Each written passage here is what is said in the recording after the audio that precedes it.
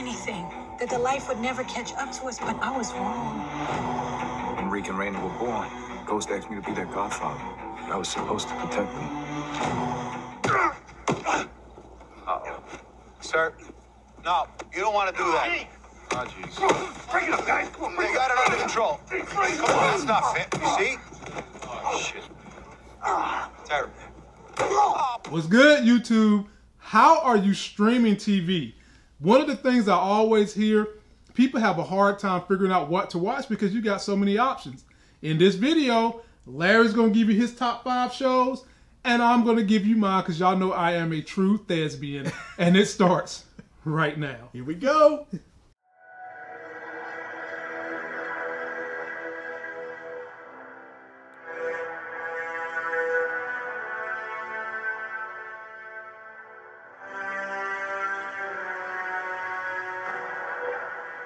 In time, you will know what it's like to lose. To feel so desperately that you're right, but to fail all the same. Dread it. Run from it. Destiny still arrives.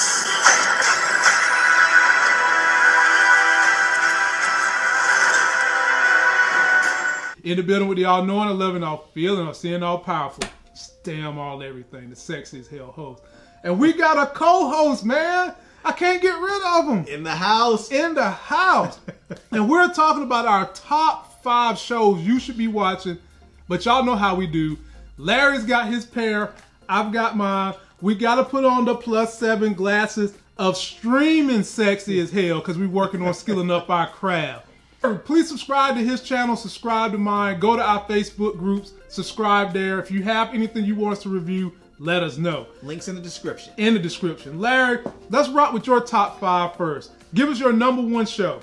All right, my #1 show is there's a couple of newcomers on this list, but #1 right now is The Neighborhood. The Neighborhood. Tell us about it. Yeah, that's with Cedric the Entertainer, and I don't know the other dude's name. He used to be on what was that show with what's the name of the show with that white comedian, the chick? He used to be on a show where they had a whole bunch of people living in this loft downtown. But the new show, The Neighborhood, is basically about a white family who moves into a black neighborhood and buys a house next to this black family. That's the rest of the family sort of welcoming, but the patriarch of the family is real skeptical about him because the white dude is very, very white. Golly. So yeah, y'all might want to check that out. What's #2 on your list? #2 is Black Monday. Okay. So that is a new Showtime show with Regina Hall and Don Cheadle, and it's about a Black Wall Street dude. Yeah, it's a guy who runs his own Wall Street shop and has a whole bunch of people working for him. He's sort of unorthodox in his ways. He's real high strung and a serious player on Wall Street. But it's a lot of fun to watch that one. What's #3? #3 is, it's been around for a while. It's Shameless. I love Shameless. I watched all 17 seasons of the UK version, and now I'm on whatever season they are currently on for the US. It's great. I mean, I believe her name is Shanola Hampton. I believe her name is. Yeah. Can't get enough of her. Damn. And yeah, I mean, but the show overall, it's a lot of fun to watch. They're completely dysfunctional and effed up, but it's a lot of fun to watch. Make you think about West Virginia. #4. Number 4 is Corporate. Oh man. Yeah, if you guys haven't seen Corporate is a Comedy Central show that is. It is basically about a fictitious company, and man. The CEO is this straight-laced black dude that is just he is so focused, but he's straight comedy. And the people that work for him, they're it's basically talking about middle management, and it's just the shenanigans they get up to and the tomfoolery is just it's hilarious. Great entertainment. Yeah. #5 on your list. #5 is Billions. If you haven't watched Billions, get down with Billions. This one is another Showtime show. Yep. And I mean, it is it is sort of dark at times, but it is fantastic. I mean, the acting is wonderful, the writing is wonderful. They have, I don't know who writes these things, but the character development is just absolutely it's nothing short of brilliant. They really have done a fantastic job. And that would have been on my list, but it was on his. And one of the main character on Billions comes from a show that is on my top 5 list, and so we'll careen into my top 5 list. So what's your number 1? Power. You want to talk about something that can give you the essence of The Wire, but give you the homeboy feel, corporate greed, espionage, drugs, sex, money, a kid dying from the drug lord's family, a drug lord that wants to do the legal thing. You've got it all in Power. Great show. They're getting ready to come back out this summer.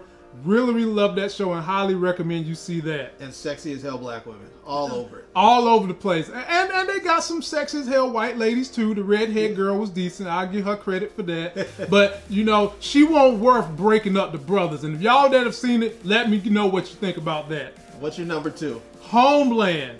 The main character in Billions started out as one of the main characters in Homeland. Oh, yeah. If you like political conspiracies, espionage, what life would be like if you was a spy working with the government and going across seas, seeing just how crooked regimes are, seeing how crooked the American government can be, and seeing how they like to cover things up and who they will kill to cover things up, then you can't go wrong with Homeland.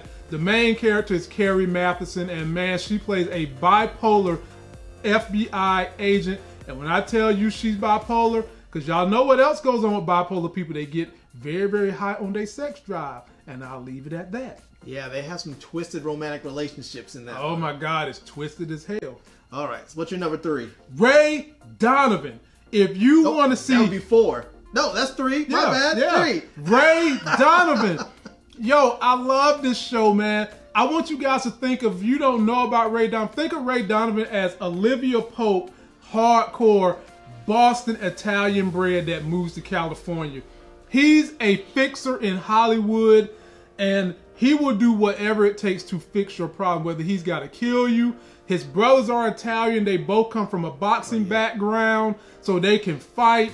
He dibble-dabbles with hitmen and mafia. He can kick their ass. They can kick his. Yeah. And if you like that twisted story about a hitman who does great things, and you can fall in love with him or you might hate him because he has the family dynamic, as most Italian families do. They love their families, but at times he tends to go against the wife and does some things behind her back. But you will also fall in love with the wife too. And eventually something's going to happen to the wife and you're going to really realize how much she meant to the show. You know what I like about that show too? Is that he grew up very hardcore, blue-collar, Southie Boston style dude, but he has these rich, entitled, spoiled kids that just don't understand the world that he lives in. Right. And it just causes all kinds of problems in their family. Yeah. Think of something you can have when you have a big, dynamic family with a whole lot of beef going on in the family, and what brings the family together is outside beef that could almost tear them apart. Yeah. Yep. Yeah. All right. What's your number 4? Game of Thrones. God. Boy, y'all know I love me some Mother of Dragons, Khaleesi. I love her. I love me some Jon Snow. I love me some Arya. She's my favorite character. Ooh, Needle. Yeah, man, but she ain't. Now she's got that dragon glass dagger, and I can't wait till she has to get into a battle with the White Walkers. A lot of people have a hard time getting into Game of Thrones because it's that old English tone. They speak with that old English verbiage. It's mystical. It's magic. It's a little bit of all that. But if you can siphon through the first season, I would say just go to, if you're going to start this and you had a hard time getting into it, go straight to episode number 8. Try to fit in where you can get in. And that might be where it sucks you guys in, because someone does something in that season that lasts all the way to the season that's getting ready to come out, which is going to be the final season. Hodor! Hodor! Oh, God. See, I ain't going to drop y'all no dimes. I'm going to just say you need to see Game of Thrones. And here we go to the last one. The last show on my list is a spinoff from The Good Wife. It is called The Good fight. The Good Wife for about 8 straight years was the #1 TV show on TV. It was basically a politician's wife who had the politician cheat on her with multiple women and got his ass in jail for corruption. And the wife wound up getting back into the working world as a lawyer, and she remained good. She was Snow White. Well, the spin-off to that is The Good Fight, where you have some of those same characters minus that wife, where they come up with these dynamic court cases, these quirky judges who have, when I say quirks, I mean you got one judge who's damn near blind, and he has to have some hot secretary open his eyes up to see things going on in the case. You've got a great cast of women playing lawyers who do whatever it takes to help win the case for their clients. It is great TV. You can catch it. You've got to see it. Have you seen The Good Wife? I've seen only a couple episodes of that. You're making me want to go see it now. You've got to get it. And if you want to see it free, they also stream it on the CBS app if you want to see The Good Wife for free. Okay. And we do have an honorable mention section. Oh, yes. Yeah, we do. All right. So first on the honorable mention, we put The Resident. That is a new show about a medical school resident who also starred in The Good Wife. So think about that. This dude is amazing. And what they've done to put a spin on the medical life is they're going from the perspective of a resident whose daddy is the CEO of the hospital. Can you believe that? Excuse me, not CEO. He's the board member for a hospital. Now, the resident is brilliant, but the CEO of the hospital is a little con man, a little dirty. He gets caught up in a sex scandal with a woman that is giving people cancer treatment that's not working. Ooh.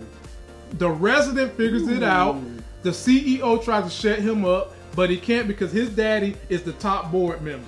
So you've got, oh my God, the show is amazing, man. They're on season #2. You've got some little hot things to look at up there. Channing Tatum's ex-wife is on season #2. And what has happened on season #2 is there is this medical device company called Cuvatus who is making faulty medical devices. They're having this crooked CEO force his workers to put these devices in people. Channing Tatum's ex-wife decides that she's gonna rat, and then she mysteriously disappears. Ooh. And she also caused one guy who was gonna get married to not get married because he fell in love with her ass. And he went down the wedding aisle and said nope. And now she's missing, so he can't even go confess his love to her. I'm about to check this out. It's called The Resident. It's called Resident, man. All right. So the next on the special recognition list is Modern Family. Yeah, man. Funny. The show's been around almost a decade. They started the family dynamic of the traditional Anglo-Saxon male that once a woman turns 40, he replaces her with a 35-year-old or a 30-year-old. You've got that dynamic. And she is hot. I don't like her. Sophia Vargas, whatever her name is, I'll pass. Blazer. Yeah, forget her.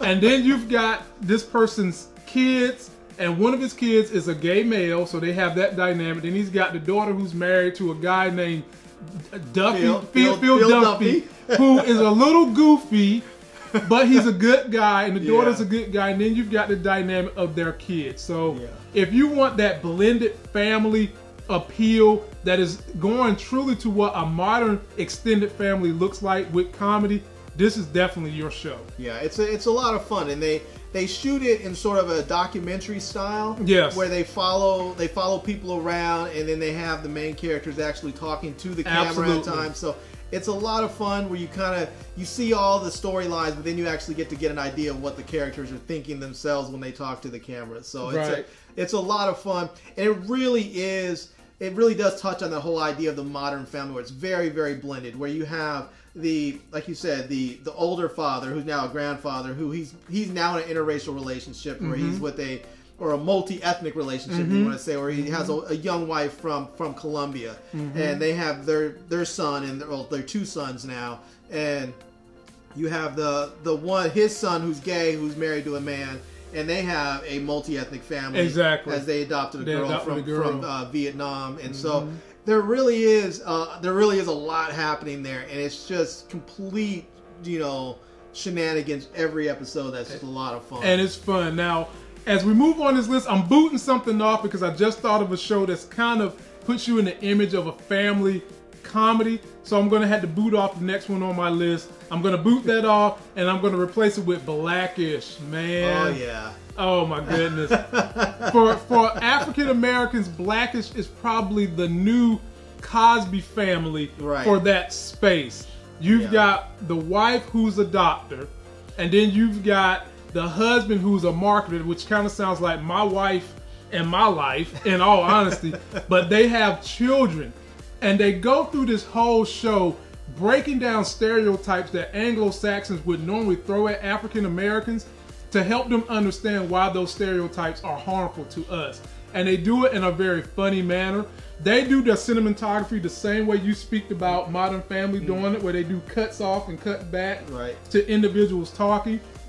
And they encounter a lot of things that a professional, established African American family would go through that a lot of us don't get to go through if you haven't reached that point.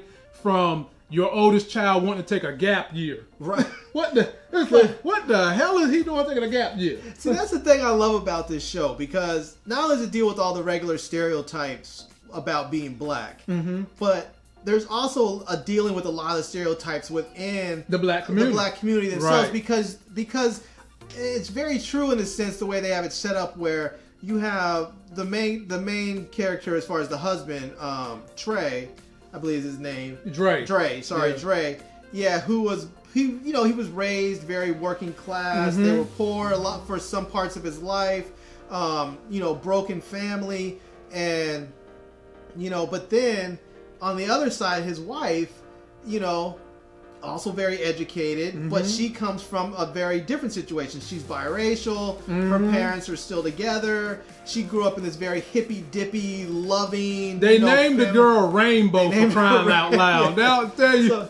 So you have like hood versus like, I don't know. I wouldn't even. I guess they were middle class on the other side, but it wasn't like typical suburban middle class. It was more like, I don't know, like almost living in a cult in some sense, because they were very hippy dippy. So it's like these two parts of the black community that collide, and you often see that in the black community, where you have one person who's from the hood who was very smart and made it and did all the things he was supposed to do and ends up in this new area, and then you also have people that come from the other side who are very, sometimes they grew up around a lot of white people, and so they want something that's completely opposite of what they grew up around, and they go find that hood guy who's smart, or that hood girl who's smart, and their worlds come together, and they're great together, but they also have a lot of misunderstandings because of their differences. They're just different worlds, and when you raise kids in that, it can be tough. Yeah. One thing that stood out to me that they did was the show about colorism amongst African Americans. Yeah. Because the husband is dark skinned, the wife is light skinned, and in that house they kind of had a tug of war about light versus dark, which is something that a lot of African Americans have had to deal with. And the show did a great job of showing you how you should handle those type of perspectives. Right. And we're going to leave it at that, ladies and gentlemen. If you made it all the way to the end of this video, I gotta say one last thing. Go for it. This one last thing I love about this show is with the father, Dre. Oh God. Oh Lord. I love the fact that he always talks about his oldest daughter and just says straight up, "Yeah, she's my favorite." Oh Lord. Because I don't care what anybody says. Parents can always say, "I love you guys all the same." You may love all the kids the same, but parents have favorites. They know if they were like, "I have to pick one to be my friend." Yeah. If I have to spend time with one, you guys know there's favorites. So I just love the fact that he's so brutally honest about it. It's just funny in that sense. Well, I know one thing. I'm my mama's favorite because I'm her only. And that's going to do it for this video. Don't forget to like the video, comment, and subscribe. Go get yourself a life game. Let us know what you guys like that we missed.